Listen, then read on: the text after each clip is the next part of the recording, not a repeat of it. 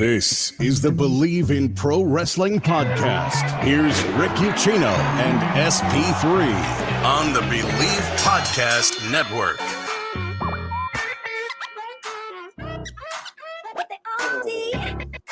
I feel like I say this every Tuesday, but it holds more weight today. What a week in professional wrestling that we have had since the last time SP3 and I were here on the Believe in Pro Wrestling YouTube channel. We are here every Tuesday at 2 o'clock, or at least a little bit after. And man, is wrestling hot right now, SP3, or what? Because I feel like there is never really a shortage of things to talk about. And that sentence holds a ton of water today. Even if we did not have two spectacular pay-per-view / premium live events this past weekend, we would still have a ton to talk about after the, I guess we'll call it this year, the fallout before All Out this year, with Tony Khan making the massive announcement that he did on Saturday afternoon, hours before Collision went live in Chicago, Illinois, that CM Punk was no longer contractually obligated to AEW. Contract terminated with cause as a result of his backstage altercation with Jack Perry in London at All In Wembley Stadium. Tony Khan went as far as to say he felt his own life was in danger during that backstage altercation. Man, so a lot to dive in there. CM Punk now back out of wrestling. And since then, SP3, we've had stories come out about how he had issues with William Regal. Somebody I didn't even know anybody had issues with was the good Lord William Regal. And we've had reports, I believe this one from Sean Rossap, about CM Punk wanted to go back to WWE earlier this year, going back at the Royal Rumble and possibly facing Kevin Owens at WrestleMania, which would have completely changed the landscape of what we saw in Los Angeles this year. But my goodness, between all of that and then, all of the wrestling action we saw this weekend, which was spectacular. You and I were both in Chicago. I was actually in Pittsburgh and then Chicago. Drove over 1,050 miles this weekend from Cincinnati to Pittsburgh to Chicago and back because I'm fucking insane and I love it. But it was worth every minute of it. I mean, obviously we got to start with the CM Punk stuff, SP3, but my goodness, man, how you doing after your trip? We did get to see each other for like a hot minute in Chicago, but how was your trip? How are you feeling today? I am without my regular voice today on this Tuesday, coming off of what was a spectacular show, like Rick said, at AEW All Out in Chicago at the United Center. And yeah, it was a crazy week in Chicago. I didn't get much sleep, had to wake up early to go to StarCast, do content myself on other platforms, and yeah. So it's a whirlwind. But I don't know where my week started and begun, but I'm here today to talk about it. And with CM Punk, my jaw dropped on the floor on Saturday, mere hours where I wasn't sure if I was going to go to Collision or not. And then I was told a few things, and then that happened. And I was just like, wow. Like, one of my friends just saw my jaw drop, and it was like, they didn't fire him, did they? I was like, yep. Yep, they did. And yeah, the press release was very interesting, and the vibe in Chicago was very interesting. I saw a fan at StarCast that had I came to see CM Punk sign that she was taking to Collision. Shout out to Erica. She had that sign. I took the picture doing the CM Punk cross-legged sit down pose. So yeah. It was crazy, just that initial kind of CM Punk is fired from AEW, and the mix of emotions from whether you were a fan of CM Punk, whether you are a fan of CM Punk, whether you're a fan of the Elite, whether you're a fan of AEW, whether you're just a wrestling fan. It was just totally different emotions was going on. And then being in the building at Collision, hearing the reaction to Tony Khan, and yeah, just a weekend at AEW All Out, and just that crowd. I thought was going to be hostile just really embraced great wrestling. Like it just really got overcome by great wrestling and just being into and creating a amazing atmosphere. And I will never forget being a part of Meatomania. So Yeah, CM Punk being fired did not overshadow, AEW All Out. I think the overwhelming kind of response to that show has been very positive and kind of been viewed in a lot of ways as one of AEW's best pay-per-views of the year and maybe possibly of all time.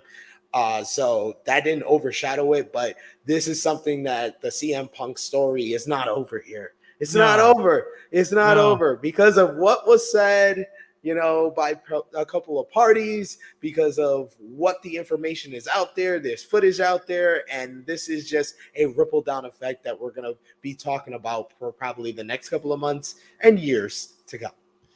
MCAF saying 2021 high, 2022 low, 2023. Damn. Appreciate it, MCAPs. Get your comments in, questions in, concerns in. What was your reaction when you got the news, saw the tweet, saw the press release that Phil Brooks, a.k.a. CM Punk, had been terminated with cause? That is like the most interesting part of all of this, because that screams we don't want to pay this man because we owed this man a ton of money, and now we don't want to pay it. So, and look, CM Punk has never been shy about litigation, so that's coming down the line. This is going to get way uglier, way darker, but before anything gets better. And then there's, the possibility that CM Punk could show back up in another wrestling company. There's so much to dive into with this. First things first, though, before we get into more of your comments, we got to thank our friends over at Bet Online. They continue to be your number one source for all your betting needs. Get the latest odds, lines, and matchup information for baseball, boxing, golf, and wait a minute, is it official? It's week 1, baby. The NFL is back this Sunday. Actually, it's back Thursday. Kickoff this Thursday. The game I care about is this Sunday. BetOnline continues to be the fastest and easiest way to place your wagers, including live betting in your favorite casino and card games available right from your smartphone, or you can get on a laptop or PC and sign up today on the website. That is betonline.ag. Just remember, wherever you sign up, use our promo code BELIEVE. That is BLEAV to get your 50% welcome bonus on your first deposit. Bet Online, where the game starts. Thank you guys so much for tuning in today. Make sure to give this video a thumbs up. Make sure to hammer that subscribe button if you haven't already. We really appreciate all of the support. So, diving into all of this fallout before all out, you brought up the crowd, right? And I was very, very thankful outside of, because I got there pretty early on Sunday. I basically got into Chicago with enough time to drop my stuff off at the Airbnb, change, and get out to the venue because I wanted to get a place to park. And I got in there early, and there were a little bit of some contentious CM Punk chants and fans booing at the CM Punk chants and going back and forth. Some LA Knight chants mixed in there as well, just in case you're wondering how over he is right now. But a lot of that was mixed together, and I'm like, oh boy, this is only going to get worse when the crowd really starts to fill up. And then it didn't. Like, it just didn't. Like, the second that Renee and RJ City started off the show, it was, all right, we're here for a really good, really great wrestling show. Hangman Adam Page came down to a spectacular ovation. Later on in the night, Kenny Omega got a huge ovation. And you're thinking, okay, look, maybe this is just what it's going to be tonight. Then the Young Bucks came down, and they might as well have been the scapegoats that night, SP3, because that crowd went nuclear freaking heat on the Young Bucks. They decided to put them on full blast for this one. I'm not saying that the crowd blamed them for anything, but they definitely seemed to be getting all of the that crowd decided, yeah, Young Bucks, you're getting our angst and you are getting our displeasure tonight. We are throwing it all at you. Good on them for kind of not even like letting it rattle them. They really leaned into it, antagonized the crowd, soaked in a nuclear level heat reaction. I don't think Isaiah Thomas carrying the head of the Michael Jordan statue would have gotten more heat than what the Young Bucks were getting inside the United Center. I honestly didn't feel that. I felt that for a portion of it, but then I felt like there was Young Bucks fans there, and then I will tell you, from being on the floor on All Out 2022 and then being on the floor on All Out 2023, sometimes you get a different perspective. And I would say last year, Moxley had a lot more fans than I thought he would, being against CM Punk. And then this year, I thought the Young Bucks had a lot more fans than I thought they would have. There was people that were chanting for the Young Bucks. There was one guy who had the "Oh Cry Me a River" sign, and that started the "Oh Cry Me a River," and that's not a pro CM Punk chant. That's a anti CM Punk chant. So yeah, I think that was the Young Bucks fans kind of coming through, and then the match overall kind of just, they got swept up in the great action, so they just got into the matchup at the end of it, and then they just directed their angst at the Young Bucks for cheering for Bullet Club Gold. Yeah. So again, the crowd for the most part, and you're right, there were obviously Young Bucks fans there in my section, because I was over kind of behind the audio setup, sitting with a few of the other media people. And look, there were times where I thought some of the people in my section were about to run down and start fighting dudes who were out on the floor. So it is interesting to get different perspectives of where you were sitting. Thankfully, cooler heads prevailed, right? But when it comes to CM Punk SP3, this is what you are going to get. This is what we are always going to get. He is a hot topic of conversation. He is a commodity. He is polarizing. He's a popular figure. This is part of what makes him so great in the professional wrestling ring. People care about him one way or the other. They either love to hate this man and just wish ill upon him and the rest of his family, or they will follow him until the ends of the earth. And even in Tony Khan's recorded message on Saturday, right? Because he tried to get out ahead of this as best as he could. And maybe he said a little too much when he talked to the live crowd. You were there for that. Maybe he opened his mouth a little too much, which he is also prone to do. But even Tony Khan said, hey, look, I feared for my life, but I did not want to fire this man. He said he did not want to terminate this man, but he said, look, this is basically the only choice that I had was to let this man go, which shows you right there. Because, look, he has been behind him the entire way, SP3, the entire way.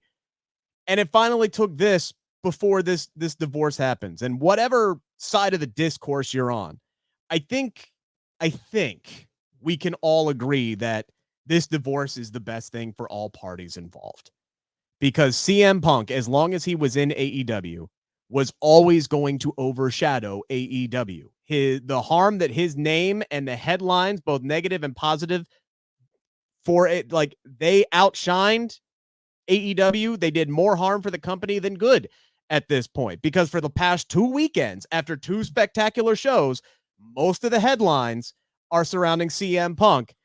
Obviously, him getting let go, that's going to be a big reason why we're talking about that and not leading off with All In or WWE Payback for that matter. But he didn't want to be there. There was a large portion of the locker room that didn't want him there. Whether or not he's got a future in pro wrestling remains up in the air, but I do feel like a separation, no matter how ugly it gets, is the best thing for all parties involved at this point. Yeah, I've kind of been on this for the last couple of weeks since this All In stuff happened. And I just think that Phil Brooks needs to, out of the wrestling business for a while. Maybe for a while, maybe get some therapy, because he's dealing with a lot. He's dealing with a lot. If you know CM Punk's background, you know what his life has been like. You know why he has kind of lived and done the things that he has done, and lived with this kind of mentality of me versus the world. And it's always the world is against me, and this is what the world did to me. And when something doesn't put me in the best light, oh, this is what the world did to me, that's why that happened, so that's not really my fault. So I just want him to kind of get out the wrestling business, because it's an ugly business to be in the first place. But with someone with that mentality, you're always going to feel like that unless you take yourself out of that place and maybe get some help. Maybe it's not therapy. Maybe it's talking with your loved ones in a more personal matter and talk about your kind of mentality and how you think, because that's not healthy. If you want to be in this business, this is not the healthiest place for you when you have that type of mentality. And this is just time after time after time we're seeing this. Yeah. As a person that has been a fan of CM Punk, I just want what's best for him. And it doesn't seem like the wrestling business is that right now. Yeah. And you're on the flip side, you're going to have people who are going to argue that the wrestling business needs CM Punk. I mean, the obituaries for AEW Collision were already being written like seconds after CM Punk was let go. Now, granted, this was a show that was built specifically for him, SP3. But I do feel like if this weekend proved anything, in my opinion, wrestling's going to be just fine if CM Punk takes an extended break from it. Guys, okay. So let me explain something. This is what I figured out. After All Out, I came up with an epiphany. I was like, AEW, this 2 week all in, all out with all our complaints. The build was trash. The build with All In started too late, and the build on All Out didn't happen at all until the last minute. All that withstanding, and Tony Khan's excuses for it was piss poor at best, but we know Tony Khan with those excuses is going to be piss poor at best. But this is his version of WrestleMania. WrestleMania has a 2-night event. They build up to it as 1 night apart. We don't complain about the 2 pay-per-views back-to-back when it's like that. But he's doing it a week apart, and he explained it in the last media scrum with one of his best answers he's ever gave at a media scrum. I'm taking advantage of the bank holiday in the UK. I'm taking advantage of the bank holiday in the US. And this show, All Out, was going to be the CM Punk centerpiece show. He was going to be the main event with Ricky Starks. Yeah. That was going to be the centerpiece of this whole show. And you are absolutely right, Rick. This whole show proved AEW is going to be all right. AEW is going to be all right. I mean, especially with who they replace CM Punk with in that matchup. I mean, and Tony what Khan. That matchup did for that person, I think it was more what that person is more than that person would have done with CM Punk. Like, Bryan Danielson is one of the greatest wrestlers that we have ever seen. He is my GOAT. Singing Final Countdown was an out-of-body experience. I know. We'll get to that. We'll get to that. But yeah. When you have someone like Bryan Danielson, when you have a roster where you can have a matchup with Bryan Danielson, that's a star-making moment for Ricky Starks. Then you follow up with Eddie Kingston, who's beloved, versus the Blackpool Combat Club, Claudio Castagnoli, with Shibata in there as well for us New Japan marks. Then you follow that with Kenny Omega versus Konosuke Takeshita. Then you follow that with FTR and the Young Bucks versus Bullet Club Gold, and then end the night with a star-making moment for Orange Cassidy against Jon Moxley, one of your top guys, 2 of the workhorses of your whole promotion. This is a roster that I think is unbelievable, but I have never seen this messy of a locker room at the same time. It's unbelievable. WCW at their peak was not this messy in the locker room. I don't think WWE at their peak, they just had beef between 2 of their top stars, like Attitude Era, Michaels and Hart. But I've never seen a locker room this messy, this many problems, the CM Punk drama, all that, but just have an amazing roster that is just an all-timer. Yeah, man, look. Tony Khan walked out of the dugout, adjusted his junk, went out to the pitcher's mound, tapped on the right hand, and called in Mariano Rivera to close out this bitch. That is exactly what he did. He brought in the greatest of all time a month early, right? Like, this guy was 4 or 5 weeks away at best from being able to come back and put on any kind of a match, and then just goes out there casually with Ricky Starks and puts together one of the most brutal, goddamn strap matches I have ever seen in my life. Folks, for The those greatest strap match of all time. like I'm not even gonna, man, greatest strap match of all time. guys, Period. let me tell you, for those of you, I don't know how it came out on TV. Those strap shots from jump, the first one that Bryan Danielson hit on Ricky Starks, it was like a welcome to the big leagues type moment for Ricky Starks. They laid that shit in. They sounded like gunshots. A few of them sounded like cannon shots. It was absolutely nuts. And then afterwards, SP3, to hear Bryan Danielson, the first question came from Nick Hausman from House of Wrestling, friend of the program. He asked basically flat out, how were you able to do this match? Your arm was snapped in half like 2 months ago. He gave credit to the doctors. He gave credit to what he called a lot of smoke and mirrors. But more importantly, he put over Ricky Starks in a major way. Yes, Bryan Danielson won the match. Ricky Starks won the fucking night, is what he did. He flat out said, SP3, that Ricky Starks carried him through that entire match and then said, look, It's a very basic match. Going back, I haven't watched it back, on TV. I'm gonna do that because I have to do the star ratings I usually do. But yeah. I said it on our review over on True Hill Heat. This is a 5-star match. No one's talking me off that hill. I don't care about. This is one where they didn't even have a build for this, but the build was the whole Ricky Starks, Ricky the Dragon Steamboat thing, and this is the surrogate for Ricky the Dragon Steamboat. So it did have a build, and this worked out perfectly. And Ricky Starks just basically beat the hell out of Bryan. He busts him open, hangs him with the strap. He's beating with the strap. And then it's like I think 10, 12 minutes in, Bryan finally gets him up on the top rope, makes that reversal. And I think he usually follows up with the belly to back off the top rope, but he just puts him there, gets the strap, and just like you said, it was just like a lightning bolt, just thunderous with the sounds. And I was like, oh my God. I was like, that man has a family. Oh my God. And Starks sold it so well. His selling of those, oh my God. I know it wasn't probably a sell at all. Yeah, I was going to say, man, that shit hurt.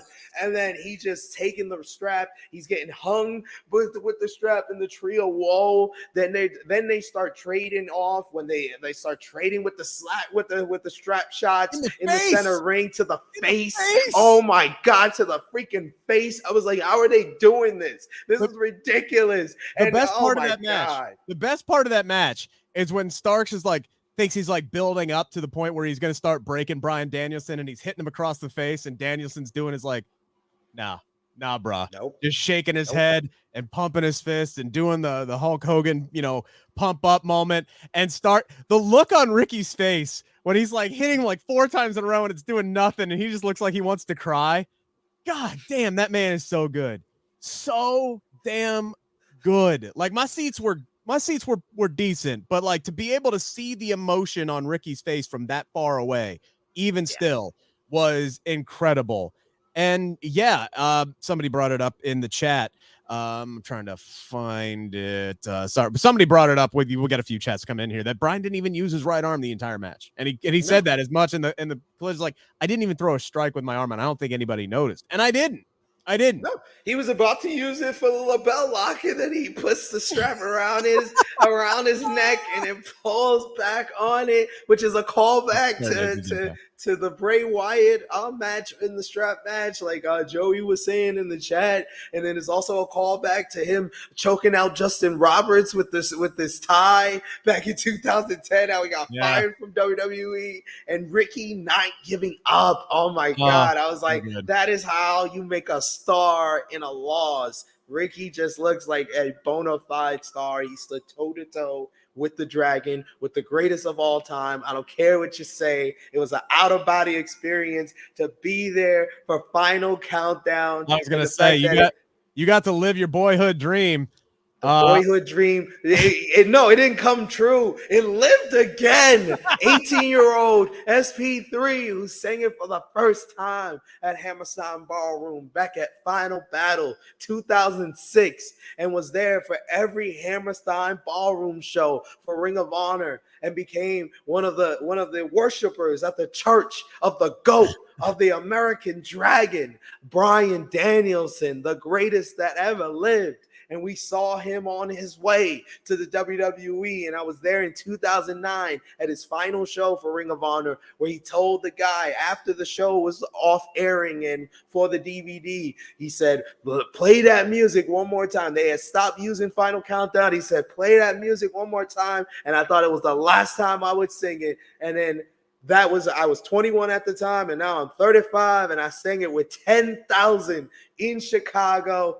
Oh my God, I had tears in my eyes. I was like, this is the greatest moment. This is the greatest entrance I've ever seen. I was marking out, right? Like, and this is one of the things about sitting in the stands, like, because typically I'll be in the press box and I'm trying to type while I'm doing some stuff too, just to, pull the curtain back. So I am there to work, right? I had a big, huge, almost manifesto, you could call it, for my weekend in Pittsburgh and Chicago that came out for CagesideSeats.com. So if you want all my stories, analysis, and everything that I broke down throughout the weekend, it is up there right now. It's also my pinned tweet. You can follow me at Rick Ucchino. Follow him at True Heel SP3. But yeah, man, when Final Countdown started playing, I was so happy at that point. I didn't have my laptop in my lap, because I would have broken the damn thing, because my ass shot straight up and was like, fuck being media at that point. I am a fan and I am rocking out to Final Countdown. And yeah, Joey's saying too bad Wembley didn't get Final Countdown. Fuck Wembley. All right, screw them. Chicago gets it. All right, 80,000 people. Well, listening to them get that, sing that on TV would have been great. But I got Final Countdown. That's all that matters. We should be thanking CM Punk for giving us Final Countdown in Chicago, okay? Because in the post-media scrum, Tony Khan said, look, we got permission to use it twice. So they used it once at Forbidden Door. They used it here for his big return, and hopefully Europe will allow them to keep using it, because it's just like Jane with Orange Cassidy. It is such a great entrance song for Bryan Danielson, and getting the crowd to just belt out "It's the Final Countdown" was incredible to witness and incredible to be a part of. I'm getting chills now thinking about it. So that was one of those, thank God I was there for that kind of moment, right? There were so many of those little moments throughout the weekend, both Saturday for WWE and Sunday in AEW, where it made the 18 hours in the car worth it. It absolutely made it worth it, including SP3. What do you even want to call it? Like, such a surreal experience. The Hoss fight, right, between Miro and Hobbs was great in and of itself. But I think, like, we all just need to pay respects to Big E and his contributions to the wrestling business, because one hilarious segment on the New Day podcast has now grown into this global term of admiration for the big boys in pro wrestling. And anytime we get somebody the stature of Miro and Hobbs, it's big meaty men bumping meat. Like, that's where we go. Like last year, and I had to bring this up with Tony Khan. I literally asked him about it before I asked him my real question about CJ Perry anyway. Last year in Chicago, that crowd at All Out sent Scissor Me Daddy into the stratosphere. Oh, Scissor Me Daddy. That launched the Acclaimed to Tag Team Gold. This year, it was meat and all things meat. I mean, how many different, just first off, Miro and Hobbs going back and forth with the punches and the forearms, and every single time, meat. And then throughout, we're getting meat forever, and meat is awesome. Forever. The first time Miro hit a really big slap, we got slap that meat, a slap that meat chant. Like, slap that meat, slap that meat. There slap was that meat. God bless him for leaning into it. This is meat. Yes. Holy meat. Meat is awesome. This is meaty. It was awesome. Oh my God. It was so surreal. I've never seen a crowd like that. Like, just all be on the same page and just be attuned. And this is why you get people who say that AEW crowds are the smartest wrestling crowds. They're your hardcore wrestling audience, which they are, and that's fine. And I love being a part of WWE audiences where you have the casual fans and you have little kids like the ones that were around me at Payback and were saying ridiculous stuff all night, like kick him in the shin and things like that. Like it's a different atmosphere, but both of them are great in their own way. And just having that entire crowd being like one organism, just constantly weaving in meat to all these popular chants and doing it in unison and being all on the same page. It was such a surreal experience. I can't imagine what it was like for Miro and Hobbs inside the ring, but God bless them for leaning into it too. They seem to love it. You've seen them on social media talking about it. Like they enjoyed it. They still hear the chants, and it was just amazing to be a part of that. Like that's the energy of a crowd that really kind of elevated a matchup, and the two guys elevated their game for that reaction and played into it so well. Just made it basically your Tomohiro Ishii versus Minoru Suzuki, like New Japan house fight, instead of like maybe a prototypical, maybe American style. They kind of made it more like your suplexes, your hard strikes. We're just going to trade off like that. That was what the fans wanted, and that is what they provided, and that made for this matchup to really feel like it put both guys up. Like it didn't feel like Hobbs lost anything, even though he tapped out in the matchup, because after the matchup, we saw that the feud is going to continue. I mean, a lot of people I see in the chat saying they wish they would have tagged together, but maybe that can lead to maybe a certain hot, flexible wife might bring them together. I don't know. You never know, because she showed up at the end. But yeah, I think this got a lot more out of this matchup than I thought a lot of people thought it was going to get going in. Yeah, for sure. I thought CJ Perry coming out was a nice surprise. Gonna be interesting to see how that dynamic goes moving forward, because she has been a reference character on AEW since Miro got there, basically. So this is the first time that we've seen her on screen. And for those who missed it, I asked Tony what her status is. It's not like a guaranteed full-time thing. She got a nice moment there in Chicago. We thought it'd be great to bring her out. The way that Miro reacted to her being there and her getting involved in the way, I can't imagine it's going to be a one-off. I have to believe she's going to get at least a few more appearances, but who knows how things will progress and whether or not she ultimately ends up getting the graphic. But I think it was a nice surprise for her to come out there, and she got a good reaction. And with Miro walking away from her, yeah, that's going to be. I'm looking forward to Collision to seeing what happens there. Joey saying that Sean Stasiak's stock went way up. I was seeing his face plastered all over Twitter throughout the entirety of that match. It was, God dang, man. It was just one of those. Again, I keep saying the word surreal because it was hard to believe what was happening as it was happening. And but it was very organic. It was very organic how it happened. Like the crowd and then, like I said, I said it on the True Heat review, like the show from there just went up. There was nothing even just below good on the show after that, because I thought Statlander and Ruby Soho was the best TBS title match that I probably have ever seen. I thought, like I've told you, I've glossed over the 5-star Danielson and Starks matchup. I thought the tag matchup with Eddie Kingston and Shibata versus BCC was good. I thought the Omega and Takeshita was fantastic, and we're gonna let you all down with the finish, because that finish, you were up on the high. He kicked out of that first knee, and then the second knee came. That was actually the third knee he took, and then he gets 1, 2, 3, and I was just like, oh. Oh, that was great. I love pro wrestling, because even me, an Omega fan, rooting for Omega, popping over him wearing his DDT colors, I was still like, okay, yeah, but that was great. That finish was great, because I thought it was going to be because of the screwdriver, but he beat him clean. So I was like, okay, that's great. And then the party 8-man tag, and then the main event was absolutely amazing. Yeah, I don't think that there was really a down moment at all. Like even the charity battle royal to kick off the show was fun. That was fun. The pre-show matches were good. Frantic World saying maybe next year we could see Miro and Hobbs as a tag in the tag tournament, and that kind of put Adam Cole and MJF together. But I brought this up because I want to talk about Adam Cole and MJF for a second. I will just say one thing. The worst match on the show was on the pre-show, and it had nothing to do with the performers because I love TMTNA. I live on Planet Jarrett. I have a condo there. I love the Acclaimed. I love Daddy Ass. Had more to do with Dennis Rodman not giving a shit.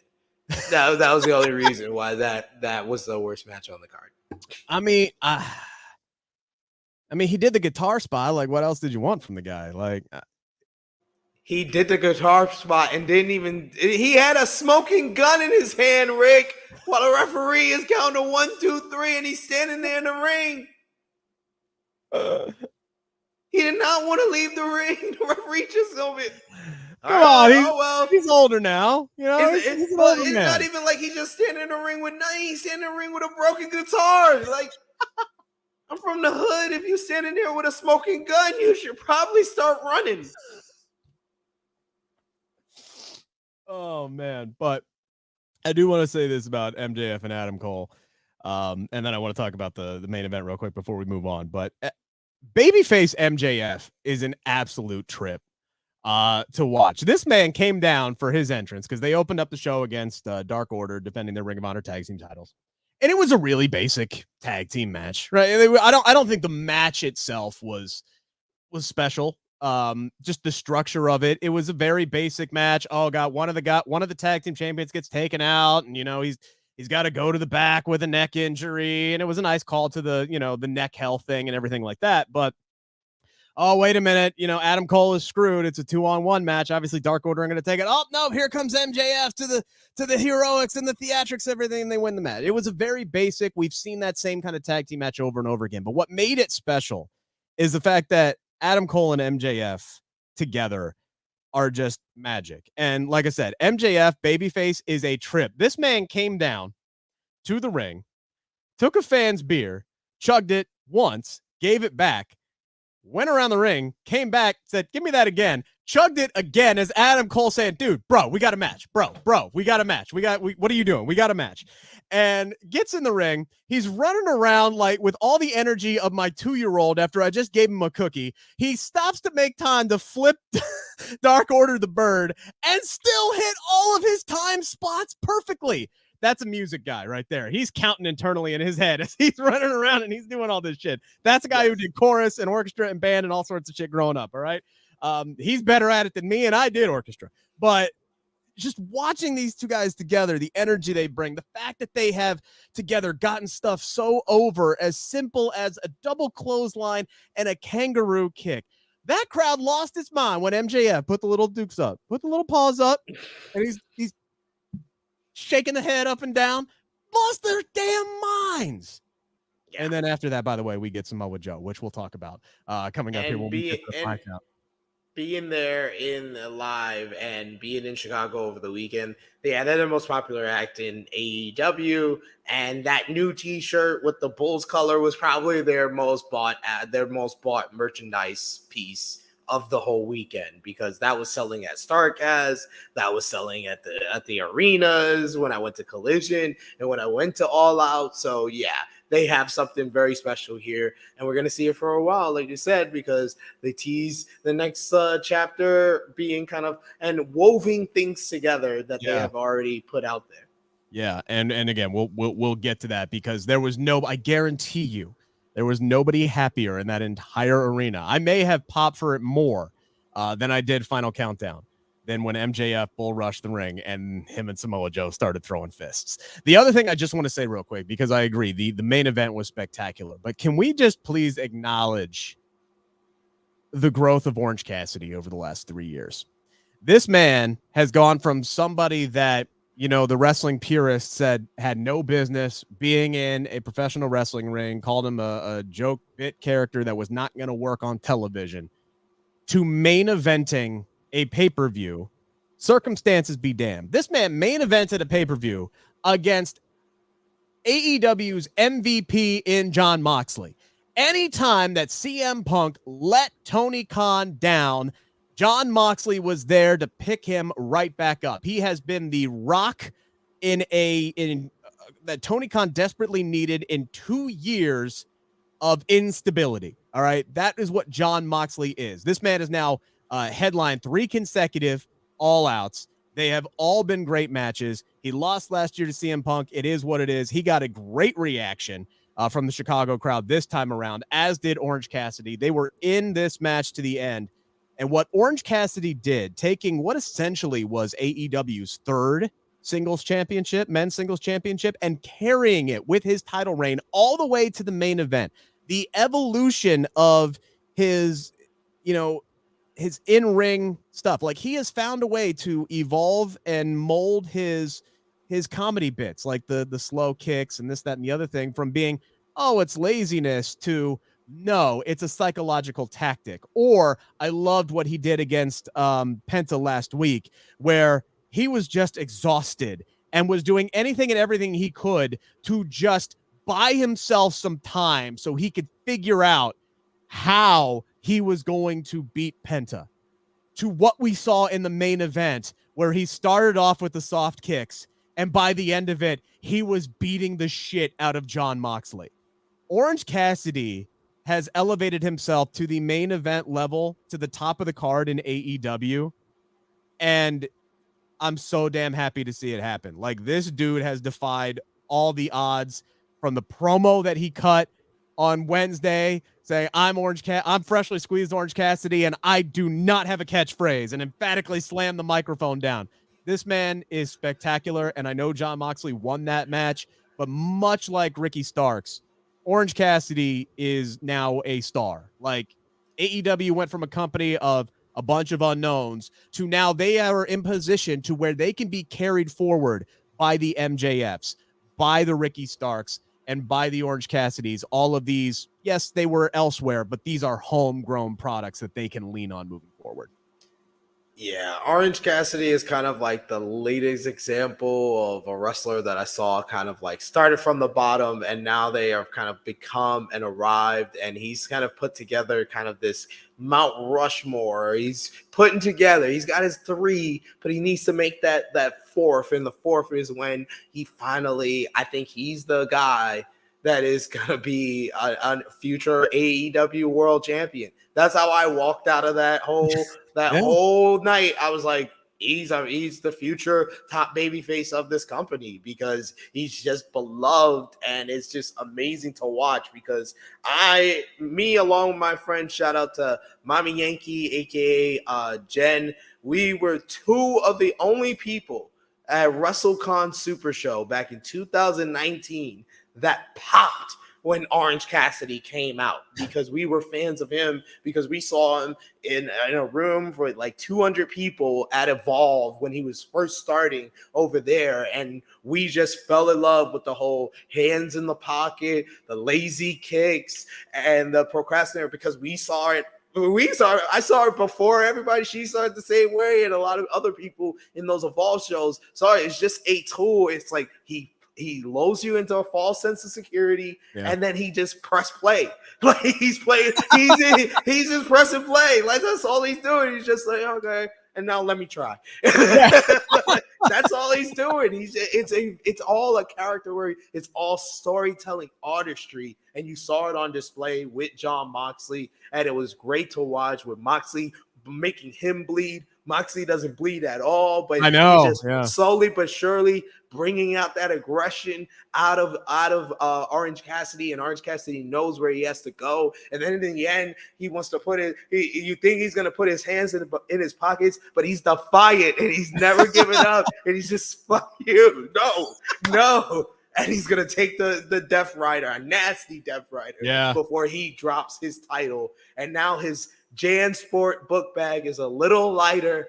He's still so tired, but he's still freshly squeezed Orange Cassidy, and he doesn't have the catchphrase. And now he can finally lay down. Yeah. I love it. I want to see him be the AEW World Champion, and that's one of the best AEW pay-per-view main events they have ever gave us. Yeah. It would have been a 5-star match if Orange had won. Joey asking, could we see Orange join the BCC? They have to bleed together, right? Don't rule it out. Nah, that's not him. And his Mount Rushmore is now this matchup at All Out is his Will Ospreay matchup, because I don't know why there was still questions about why is Will Ospreay versus Orange Cassidy? Doesn't they have someone bigger in AEW to verse Orange Cassidy at Forbidden Door? And then he stole the show with Orange Cassidy there, and then his first match with Pac, where everybody thought, oh no, he's just the guy is in the best friend's corner. He's just a character guy. He's just the indie guy. He can't do anything. And then he nearly steals the show on a show that had a 6-star tag team matchup. That says it all. That and Tony Khan put that match over multiple times in his post scrum, saying it's the only match in AEW history that's been viewed more than 40 million times. Orange Cassidy and Pac. Not John Moxley, not Chris Jericho, not MJF, not Adam Cole, nobody, not CM Punk. Orange Cassidy and Pac, over 40 million views on social media.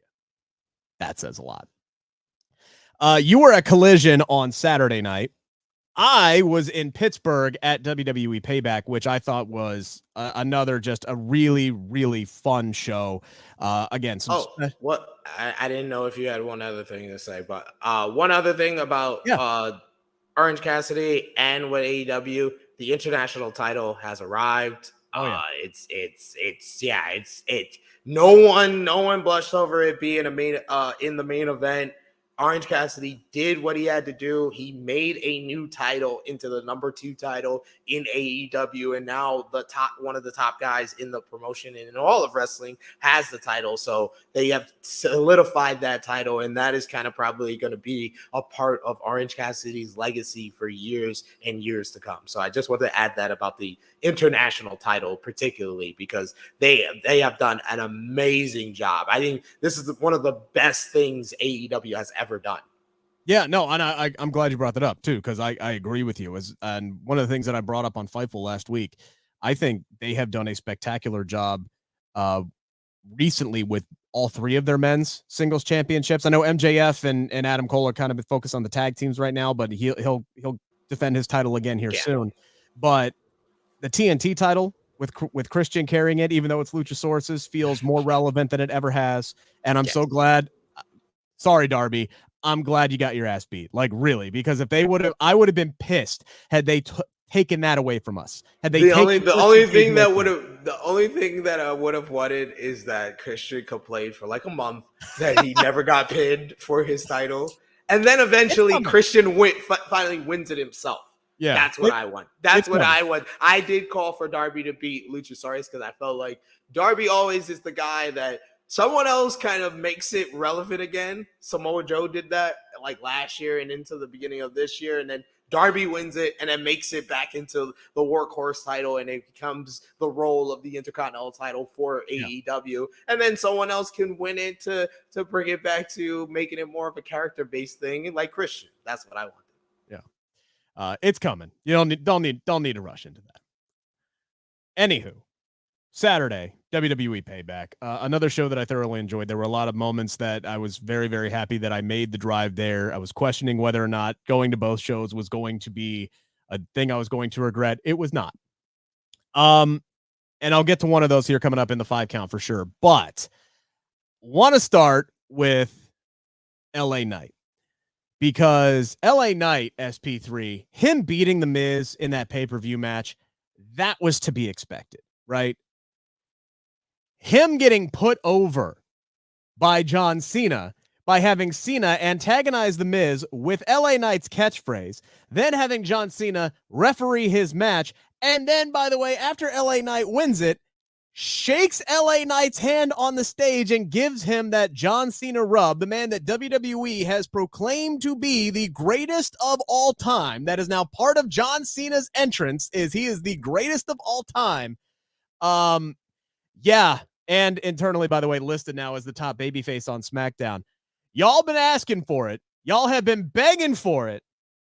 the rocket's on this man's back. They're about to push the button. They're about to push 1, 2, 3, launch and go. Like this, it doesn't get any bigger from a start of a push. I don't know where this is going to lead to, SP3, but I'm starting to think our expectations of where it could lead to should be heightened, especially after his interaction with John Cena on Saturday. All right. So I will preference this in saying I'm a fan of LA Knight.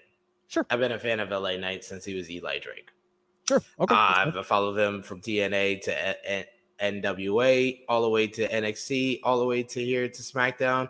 I appreciate the fact that the fans are over him, but it's just a character right now. What's missing for me, and I think what's missing for WWE to go all the way with this mega push, and it seems like it is kind of they're dead. I wouldn't say it's a mega push. It's a push until he wins some gold, until he beats someone of relevance that you wouldn't think he would beat. Sure. He hasn't really beaten anyone of relevance that we wouldn't think he would beat. He's beating Sheamus, Rey Mysterio, The Miz.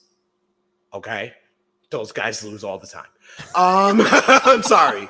Like, and even the report of him being listed as a top babyface, that would put him in line for what? Is he going to get a match with Roman Reigns? I think that's what, if you're listing someone as top babyface, then you're going to put him in position. Paul Heyman did bring him up in a promo. He did. You got to put him in position to verse Roman Reigns. So I think the only thing that's missing from LA Knight is he hasn't had a great match yet. And when I was watching the Miz match, I was just like, this is a TV match. This is about what I expected here. They did excellent work in the promo work building up to Payback. They had one of the best builds going into Payback because both of those guys are great on the mic. But when it comes to the ring, it's a very WWE basic ass match. It's very much that. But the crowd ate it up. They ate it up the entire time. Yeah, no. The Pittsburgh crowd was great and amazing. And sometimes a great and amazing crowd can elevate a crowd. But it's also a great and amazing WWE crowd. So y'all really just responded to the signature moves, the kickouts, John Cena getting in LA Knight's face, and the finish. So it wasn't like Meatomania. Like we're getting into every strike in the match. Like there's levels to this. Like, yeah, I'll get you. Yeah. It was a great crowd for WWE. But it was a WWE basic ass match and LA Knight is super over. I get that. But I think that what WWE needs from him right now is that great match. Put him in the ring with someone that can give him that great match. And I think that will be the kind of the solidifier for them to be like, okay, now he's ready to face Roman Reigns. Now, unfortunately, I was hoping this was going to be one and done with the Miz. Miz gets on the horn last night. First off, his whole interview that he did with literally nobody in the ring, you got to commend the Miz because nobody else, I think, in the entire company could make that work, and he made it work last night. But the fact that he has challenged LA Knight to a rematch, god dang, my eyes rolled in the back of my head. I'm like, no, what are we doing? We do not need to do Miz LA Knight 2 because the only thing that you could possibly do other than just having LA Knight beat him again is then you have the Miz somehow cheat his way to victory, and then we're going to be doing a third one. We don't need to be carrying this rivalry down several months down the road. LA Knight needs to move on to other things. I'm not going to say bigger and better things, but other things. He needs to do something fresh, something on SmackDown where his brand is, right? So I don't know what that is. I don't even know who that person is. Is there somebody you have in mind that you would like to see him work with that maybe could give him that match that you're craving? I mean, Cena's gonna be around for a few months. I mean, I wouldn't mind seeing, Cena do the real thing because him just getting a handshake and getting raised his hand. Like I've seen sometimes where that works, and I've seen sometimes where that doesn't work. So yeah, it's a hit or miss. I wouldn't say that's like, okay, the mega push is underway. Nah, I wouldn't say that. I would say beating John Cena and John Cena putting you over on the mic.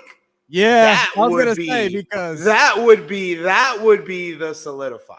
That handshake is gonna do a hell of a lot more for LA Knight than Austin Theory beating John Cena at WrestleMania did for him. No.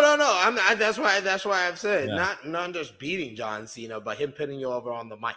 MCAS, Grayson Waller is the name you're looking for here as far as the rub. Grayson Waller is the name you're looking for here. And speaking of the Grayson Waller effect, and speaking of eye rolling SP3, this was a segment that when it was scheduled, when it was booked, we both looked at the camera and went, Jesus Christ, this is another typical WWE talk show thing. They're literally only doing this to get Cody Rhodes on the card because he doesn't have a match.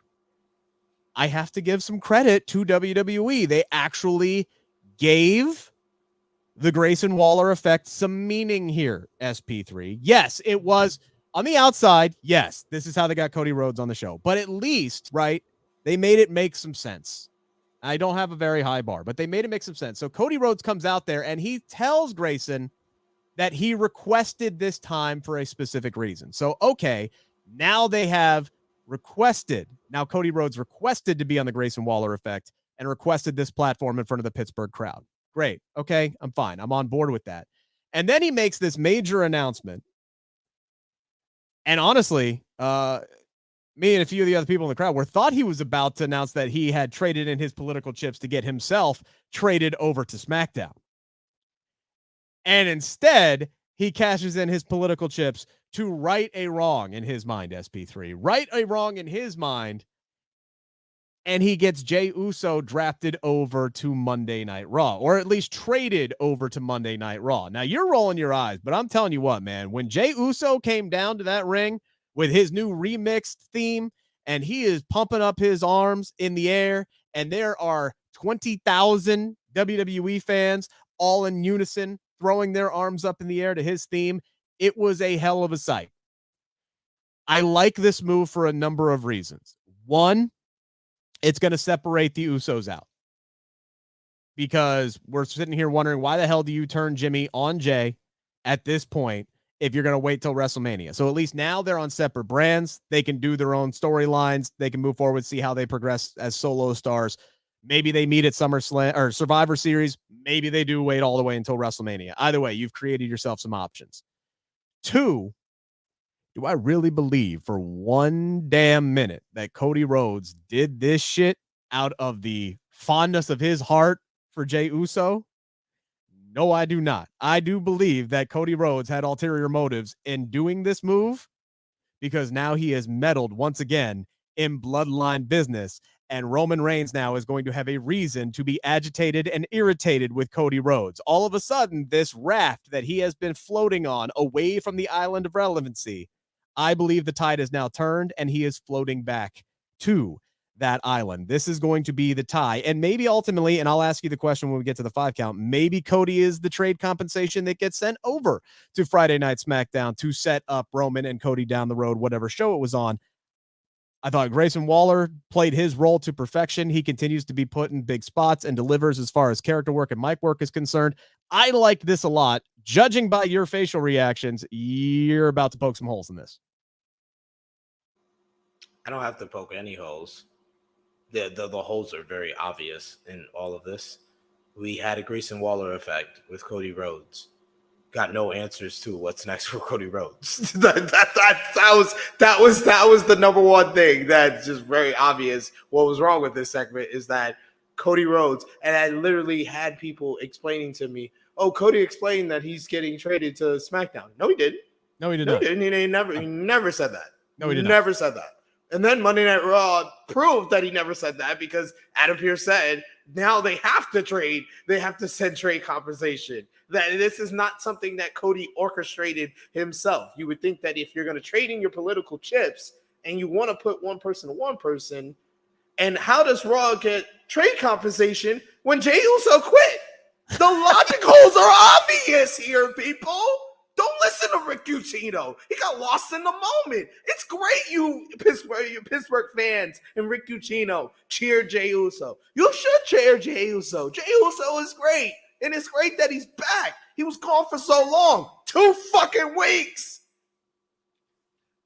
This was like John Cena in Nexus. Like, yo, this was John Cena Nexus level. John Cena got fired one time, ladies and gentlemen. If you weren't a fan in 2010 and had to live through WWE nonsense and get lost in the moment of being at a show and don't see the logic holes and the nonsense that they feed us on a daily basis. But John Cena one time got fired and then showed up the next week in the crowd. Jey Uso quitting and then showing up 2 weeks, and Cody Rhodes say he's righting a wrong. Righting a wrong is if someone gets fired. You don't right a wrong if someone quits, Cody. That's not what that is. That's you being like, I'm throwing you a bone here. I'm throwing you a bone here. He could have very easily thought, look, Jey Uso felt compelled to quit, and he was like, no, let me help. Very similar to how Rey Mysterio got sent over to SmackDown, right? Rey Mysterio said, Rey Mysterio didn't want to whoop his son's ass. Jey Uso super kicked his brother. That's why I've seen people comparing this to when Rey Mysterio went to SmackDown. No! Rey Mysterio was in an abusive relationship with his son. He was getting his ass kicked by his son for months. Yeah. And then Triple H said, I think you should maybe move over to this other show, maybe. And this is when WWE wasn't using and abusing a brand split. So why should how does this stop Jimmy Uso and Roman Reigns from going to Raw? How does this stop Jimmy Uso from going back to? It doesn't. So none of this makes sense. The logic goes right there. This whole segment was the worst part of Payback for me. It was the worst part of Payback for me. My question is, they have fumbled the bag with the bloodline. If I'm going to be the only one to say it on content on wrestling YouTube, I'll say it. WWE is fumbling the bag on the bloodline. They can get it back. You could pick up the ball after you fumble it, but they're fumbling the bag on the bloodline. You saw it on SmackDown with Jimmy Uso, who left the bloodline in the first place, is hugging up with Solo Sikoa and wanting to get back in the bloodline. Basically, you could say what you want, and you could say, "Oh, no, I'm interested in this. I'm interested in that." They're fumbling the bag before our eyes. Now, Mike, I got a couple of questions. One.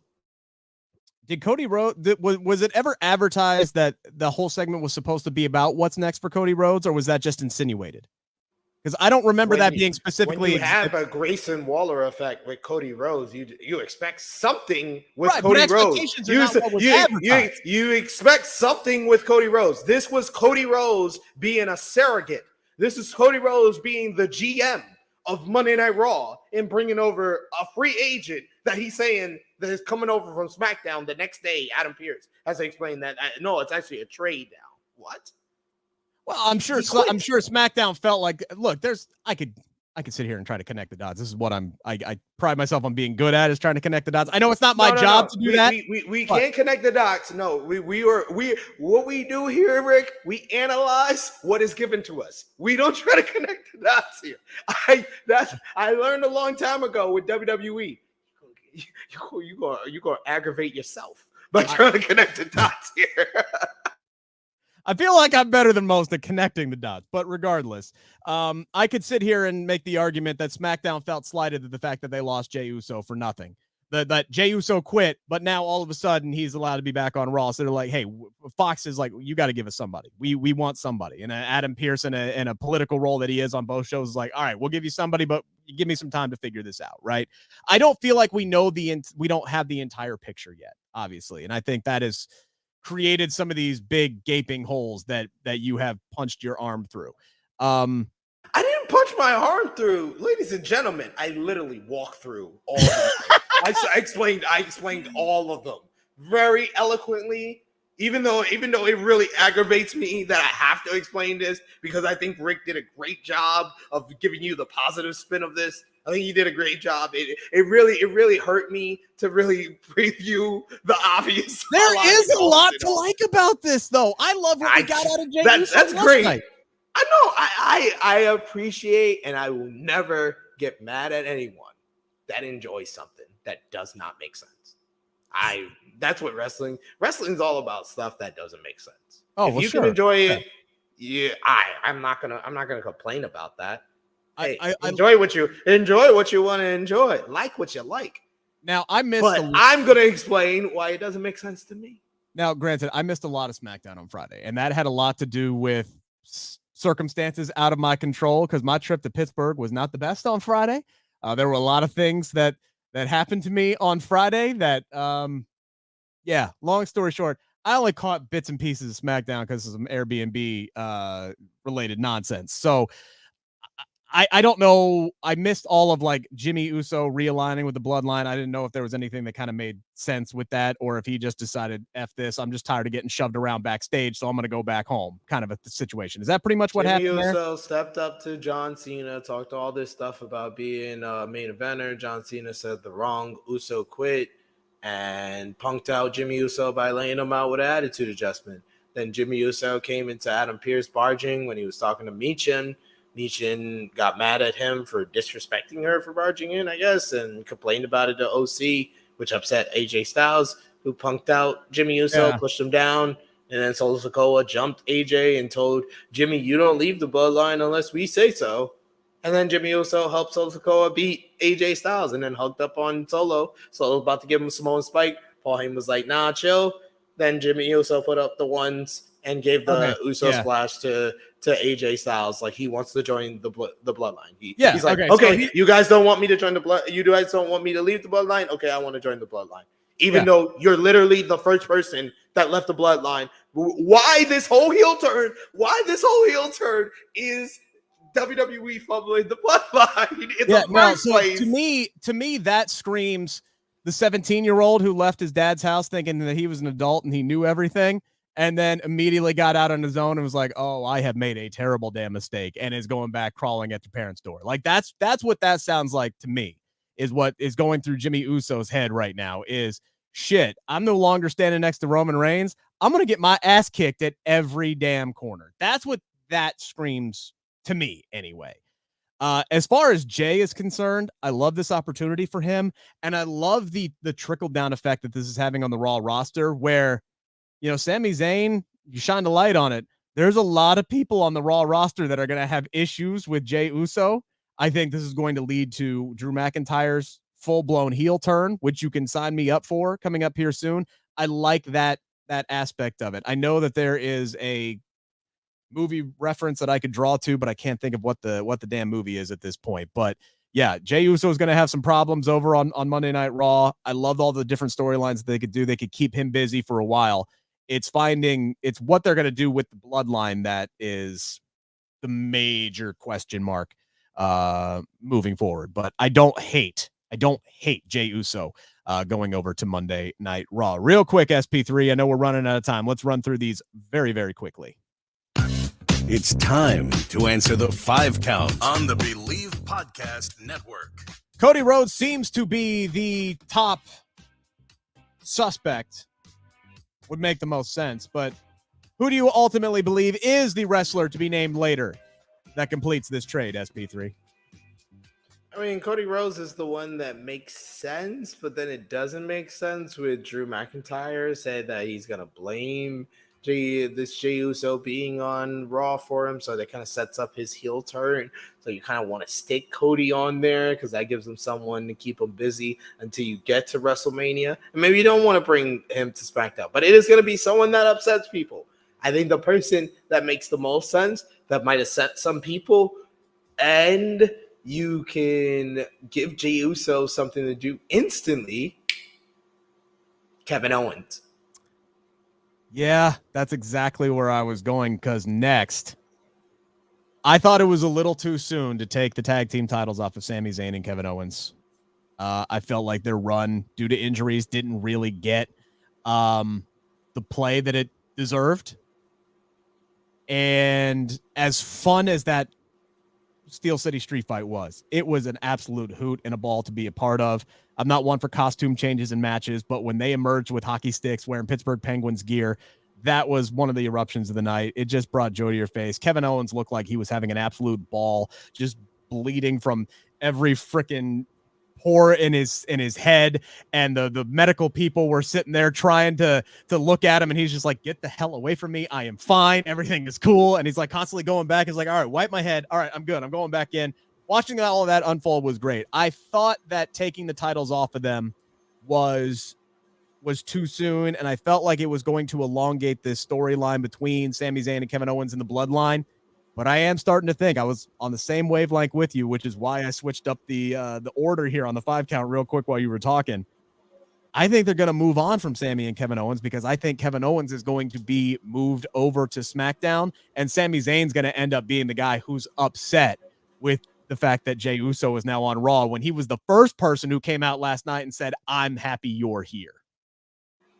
Yeah, that's it. It sets up things very nicely because of what Adam Pearce said, that it's going to upset some people, and it should upset the only person that Jey Uso had on his side, and Sami Zayn. And then it can leave Sami with the whole question of maybe Sami is not that upset, or he's like he tries to forgive Jey for it, and then other people are trying to pressure him to be more upset about it. And then you can also have the potential of maybe Jey Uso and Sami Zayn teaming up together like they did back at Raw 30th anniversary when they retained the undisputed tag team titles for Jimmy and Jay. So you got all that to play off of. Sami and Jey Uso might be reunited, and that's the team that goes after the tag team titles next. Yeah, I would say that's a definite possibility.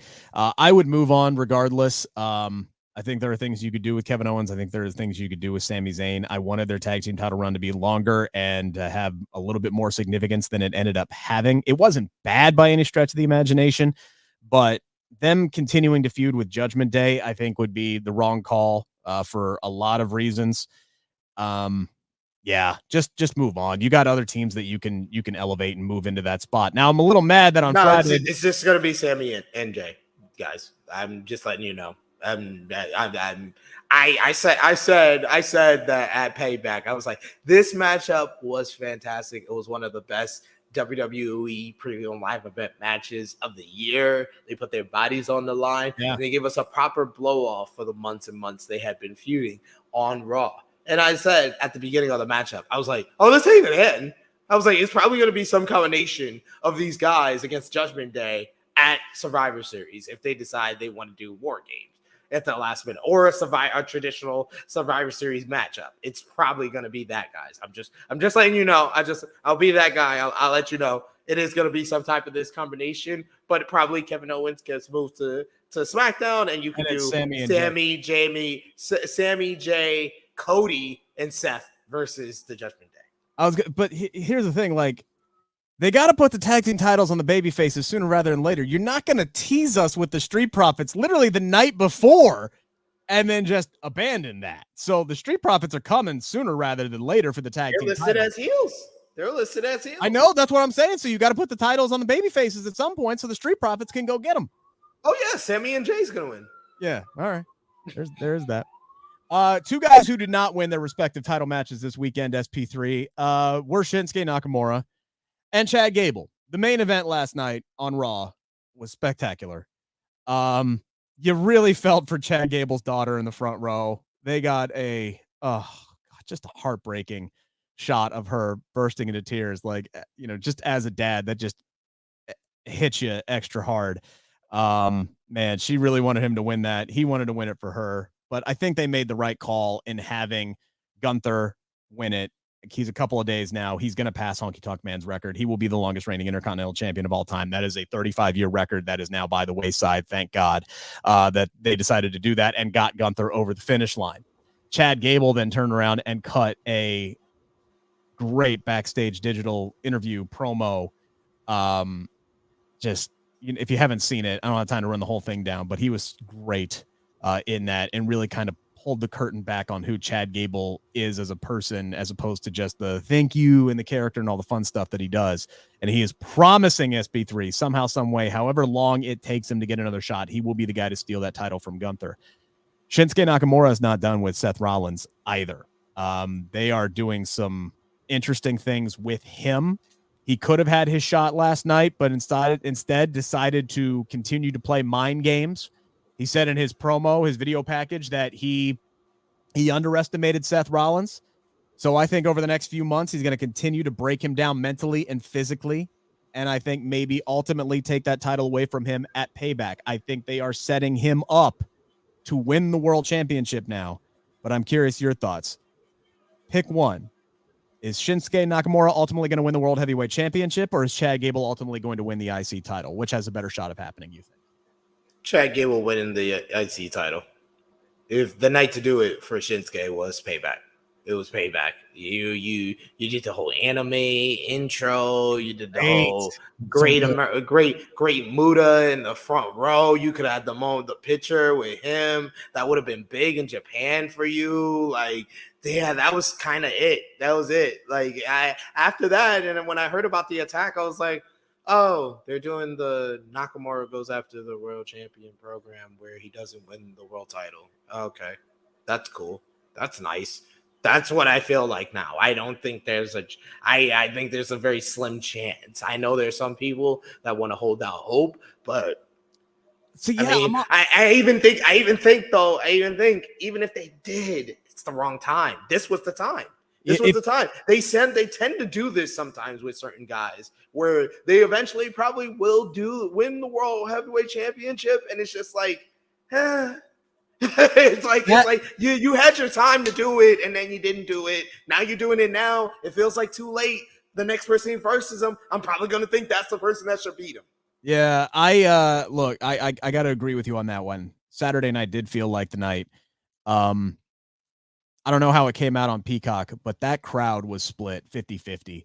There were 10,000 people in that arena that wanted Shinsuke Nakamura to win that World Heavyweight Championship. And I think that's a testament to this character development for him and what his booking has been like over the last few weeks, even not even months, weeks.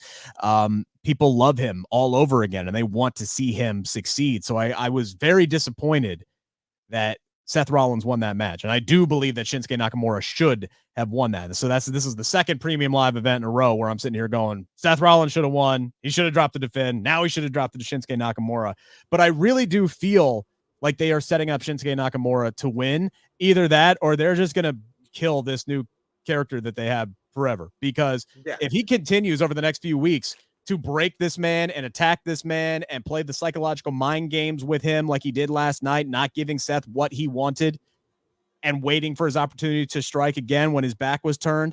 Like, if they do all of that and Seth still wins, you're just killing Shinsuke Nakamura right there. So, and the fact that Damian Priest got a new briefcase last night, they gave him a big, shiny new he ain't dropping that anytime soon. He's holding on to that briefcase for a while. They put the tag team titles on Judgment Day to give him something substantial to do to hold his time over.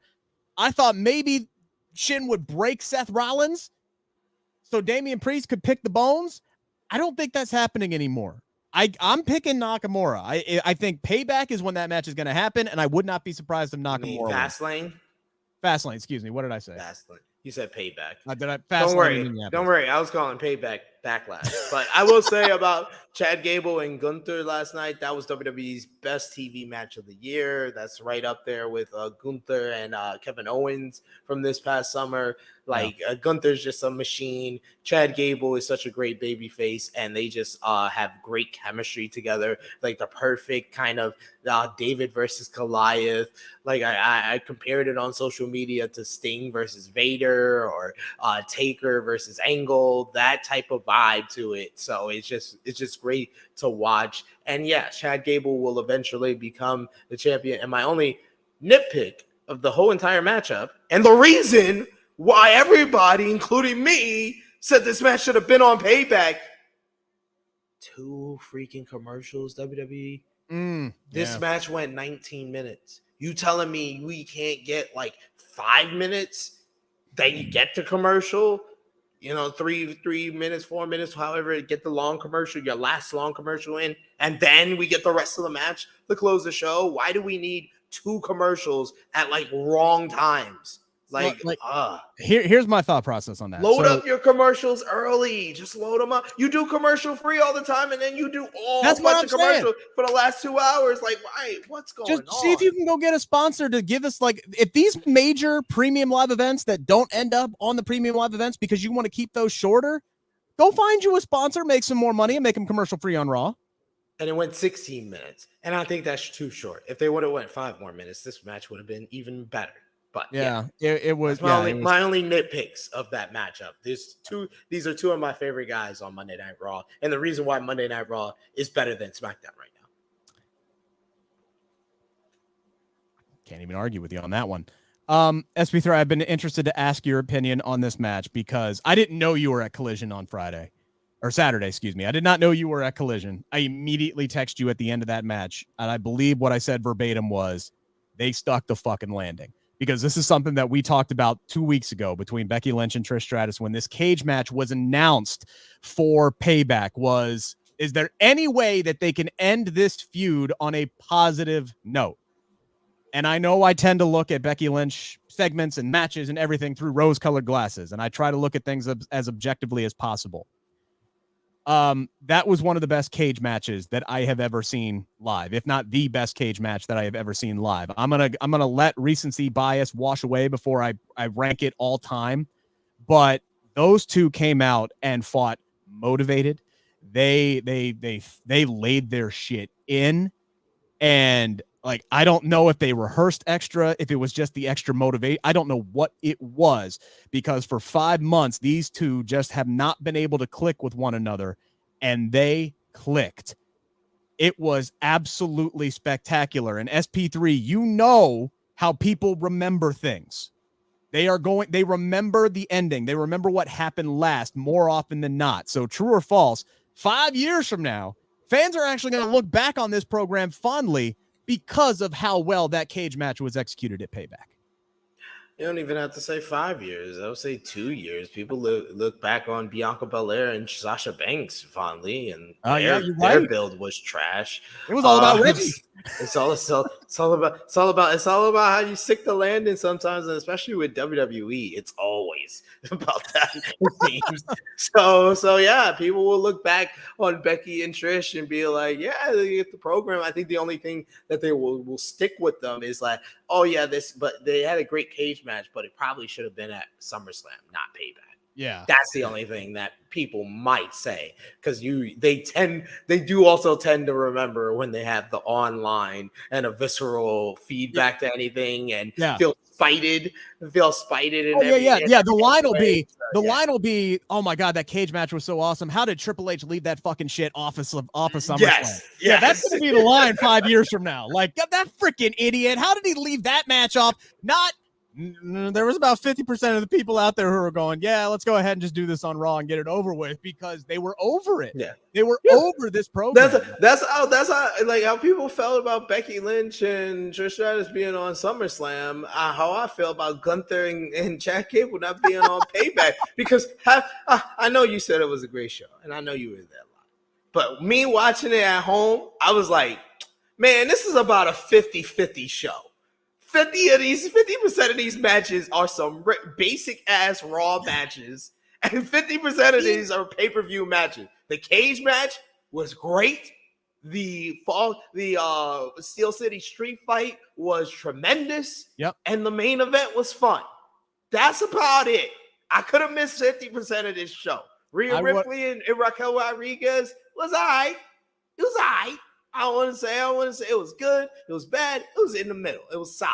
Yeah. The LA Knight and the Miz, I already said, I could have told you how that match would have went, especially with John Cena as a special guest referee, and Rey Mysterio and Austin Theory.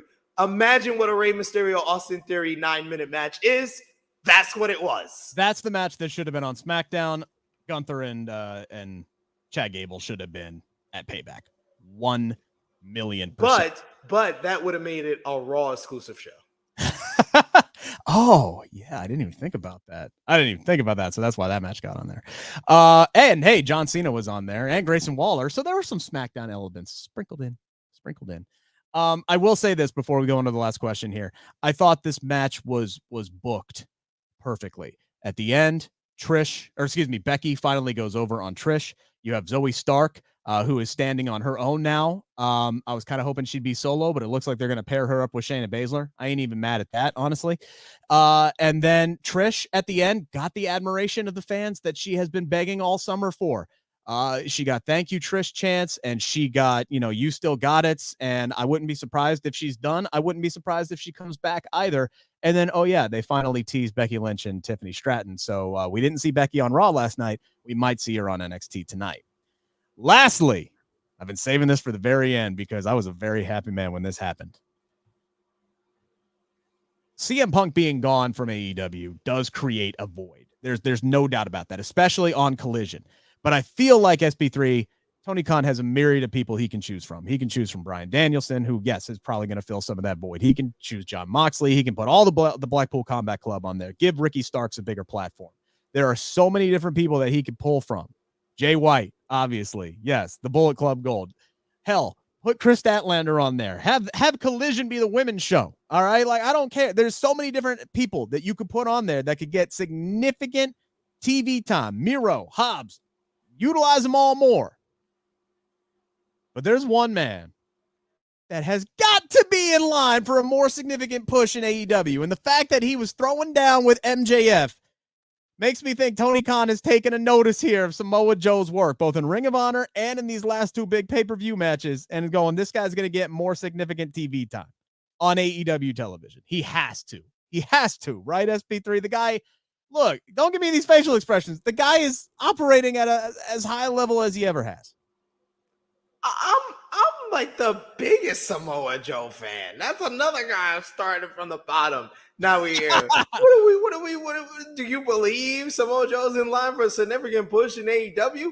Duh. Like, this man just gave MJF PTSD. Brought him back to NXT TakeOver to Brooklyn 2016. I love the callback.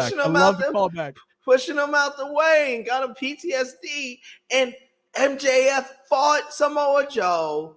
And by proxy, MJF cares more about Roderick Strong's neck health than Adam Cole does, because Samoa Joe is the man responsible for putting Roderick Strong in a neck brace on the July 22nd edition of AEW Collision.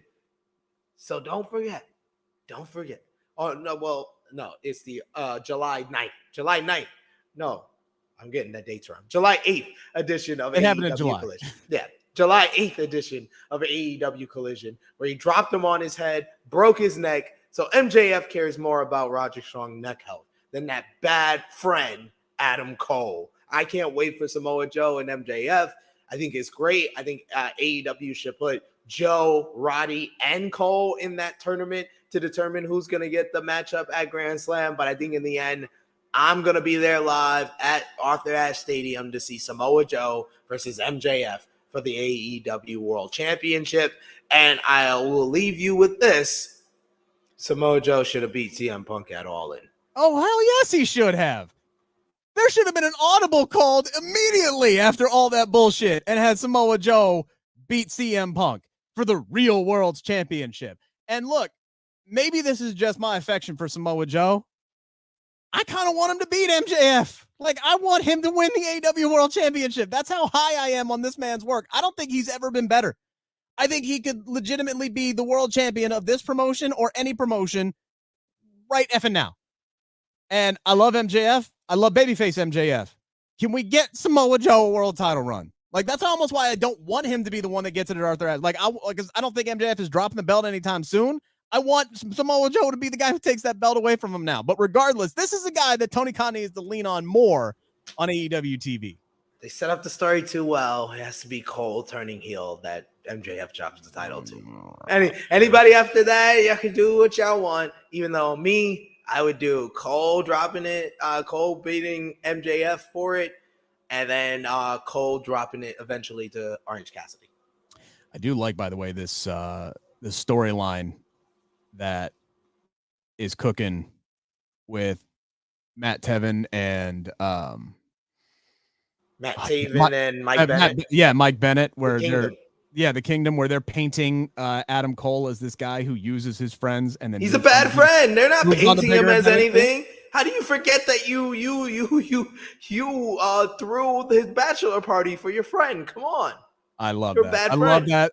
That That angle is so much better than the scorned lover routine that Roderick Strong has going No, on. it's not. No, it's not. Roddy is great. Roddy's one of the best Adults characters don't act like in that, wrestling. man. Yes, he does. Roddy Strong is acting like me when I was 20 and all my friends turned 21 and were going to bars without me. Like that with new people, with their new, older, cool friends. That's what Roderick Strong is acting like right now. It's great. What are you talking about? Roderick Strong's the best character in AEW. I don't care what anybody tells me. You better care about that man's neck health. What you got going on in True Heel Heat this week? You can check out the AEW All Out review that we did. I will eventually do a review for Collision sometime this week when I get my voice back, probably tomorrow. You also got over on patreon.com/True Heel Heat my Raw report. So, yeah, I'll be back on True Heel Heat Live on Thursday for AE Ramble and then on Saturday for the True Heel Heat Flagship podcast. Make sure to give this video a thumbs up, guys. Make sure to subscribe if you haven't already. Yeah, we're going to have more stuff coming down the pike here soon. I might try to take it, just get a couple of days rest here from the long weekend. Like I said, I got some stories. I wrote about a few of them for CagesideSeats.com. It's my pinned tweet right now. You should check those out, including some random guy on the street of Pittsburgh just jumping in my face and calling me some words I've never been called before, unprovoked. Oh, yeah. Oh, yeah. For what? Nothing. Literally nothing. I was passing him on a bridge and he just jumped in my face. And SP3, he called me the N-word.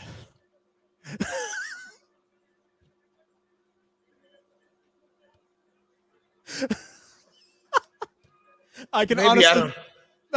Maybe I don't know how cameras work, but I've seen Rick in person. I wouldn't be. I can honestly say that it was a first for me.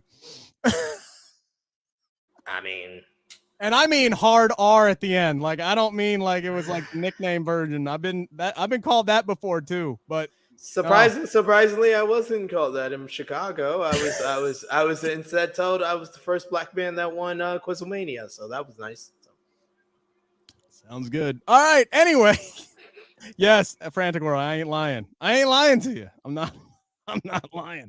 Anyway, you can check out my pinned article up at CagesideSeats.com or on my Twitter feed as well. Until then, we'll see you guys next Tuesday at 2:00. This has been the Believe in Pro Wrestling podcast brought to you by Bet Online.